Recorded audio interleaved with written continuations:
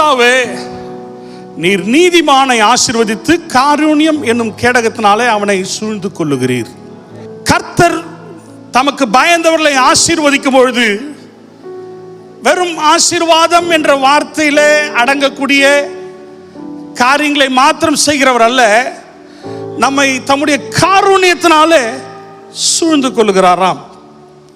காருண்யம் என்பதற்கு பல பொருள் அடக்கம் இருக்கும்.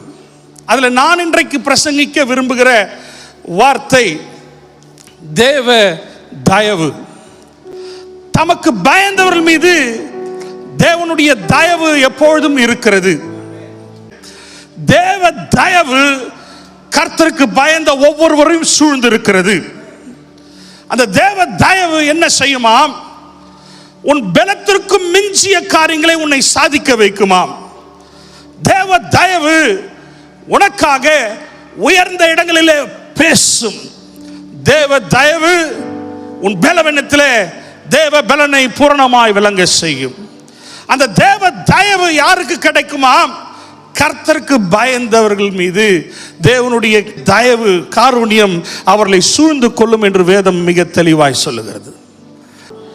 தேவ தயவு ஒவ்வொரு வாழ்க்கையிலே காணப்பட வேண்டுமானால் ஒரு முக்கிய காரியத்தை நாம் செய்ய வேண்டி இருக்கிறது. அதுதான் விசுவாச அறிக்கை என்பது. தயவை விசுவாசிப்பது வேறு, தேவனுடைய தயவை குறித்து வேத வசனத்தில் வாசிப்பது வேறு. ஆனால் அந்த தேவ தயவை செயல்படுத்த விட உன் வாயின் வார்த்தையின் அறிக்கைகள் அவசியமாக இருக்கிறது.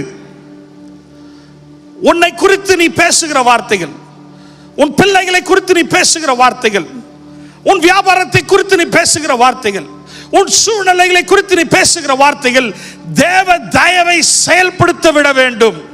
அப்பொழுது நம்முடைய வார்த்தை எப்படி இருக்கணுமா? விசுவாசமான வார்த்தைகளா இருக்க வேண்டும். சூழ்நிலைகள் வேறு விதமாக இருக்கலாம், நிஜம் வேறு விதமாக இருக்கலாம்.